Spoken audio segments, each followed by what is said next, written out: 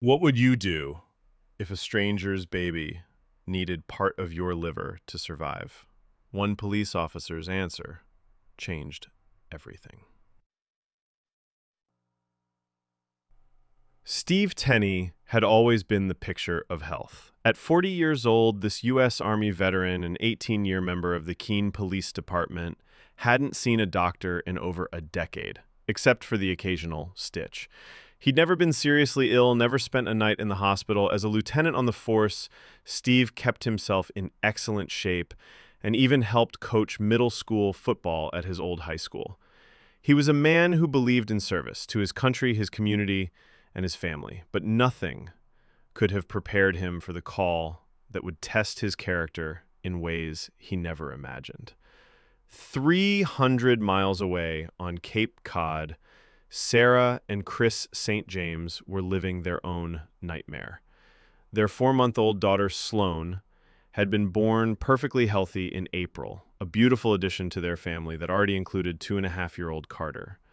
Sarah, an occupational therapist, and Chris, who worked in IT for a commuter rail service, first noticed something was wrong when Sloane turned 2 months old. She was becoming increasingly jaundiced, and her belly was growing larger by the day, what they later described as a Buddha belly.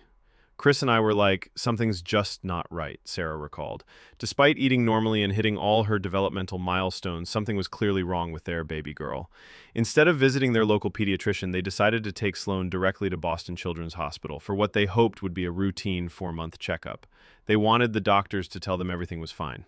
Instead, they got devastating news. On August 8th, doctors at Boston Children's Hospital took one look at Sloane and immediately knew something was seriously wrong. After extensive testing, they delivered a crushing diagnosis: biliary atresia. This rare liver disease occurs when bile ducts are abnormally narrow, blocked, or completely absent. While it's sometimes treatable without surgery if caught early, Sloane's condition was already advanced and progressing rapidly towards stage 4. Here we are thinking we're bringing her in for peace of mind, and instead it was devastating, Sarah said. Her jaundice wasn't going away and her belly kept getting bigger. You have a glimmer of the worst thing, but then you say it's not going to be the worst thing. The doctors were clear. Only a liver transplant could save Sloane's life. The St. James family was placed on the cadaver donor waiting list, but Sloane's condition continued to deteriorate. After spending just 6 days at home at the end of August, she had to be rushed back to the hospital as Labor Day weekend approached. It became clear that waiting for a cadaver donor wasn't an option. Sloane needed a living donor, a procedure used in only about 10% of liver transplant cases. We knew we weren't going home again after those 6 days, Sarah said. She was deteriorating rapidly. Living donor protocol is extremely strict. The donor must be a family member or close acquaintance. The decision must be completely voluntary, and extensive psychological and physical testing is required. There are a lot of risks involved, a lot of ethical things that go into it, Sarah explained. As word spread about Sloane's condition through family and friends, including a GoFundMe page, people began stepping forward to help. But finding a compatible donor seemed nearly impossible. Enter Steve Tenney. Through his brother Jake, who lived near Cape Cod and was close friends with the St. James family, Steve learned about baby Sloane's desperate situation. While Steve and his wife Aubrey had met Chris and Sarah at a few social gatherings, they didn't know each other well. But when Steve heard about the need for a liver donor, he didn't hesitate. Unlike several family members who had already been tested, Steve's blood type was a match for Sloane's.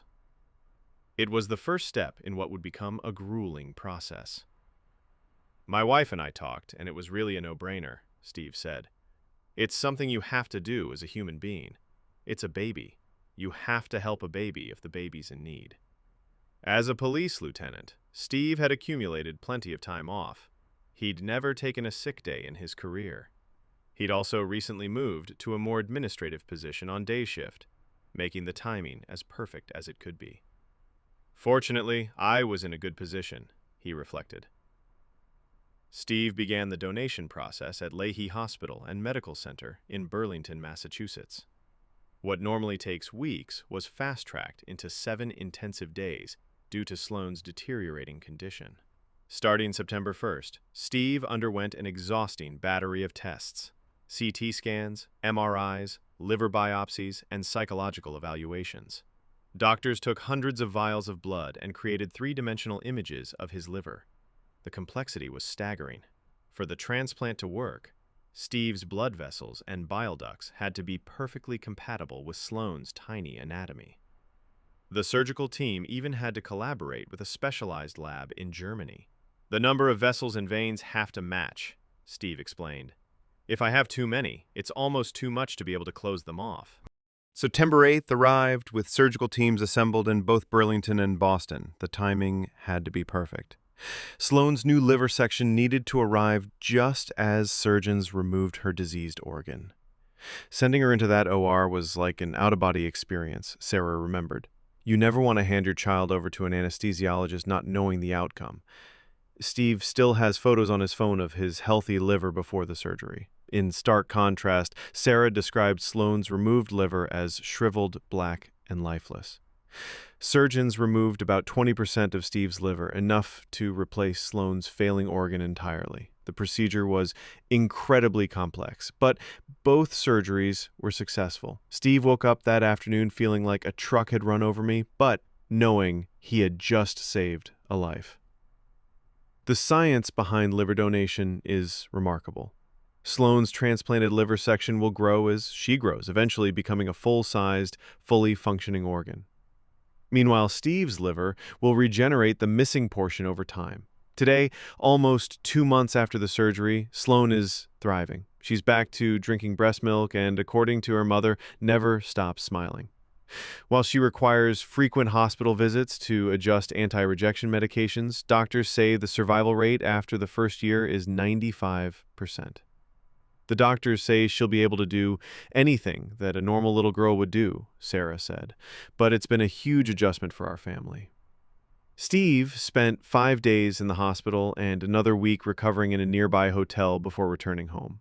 The healing process was slow, but he returned to full-time police duty just last week. Steve has already made the trip to Cape Cod to visit Sloane and her family. The meeting was emotional for everyone involved. "He's our hero. He's Sloane's hero," Sarah said. "He reached out right when this all started. That just speaks to his character. It reminds us that there are great people in the world." For Steve, the experience was life-changing in the best possible way. "Having been through it, it's something I would tell people to do if they're in that position," he said. "I have no regrets. For what you give, it's a very rewarding process in what you get back." It was incredible. The image that stays with everyone is Steve holding baby Sloane for the first time after the surgery, a moment that created what Sarah calls a new bond for life. Steve Tenney's selfless act reminds us that heroes walk among us every day. Sometimes they wear police uniforms.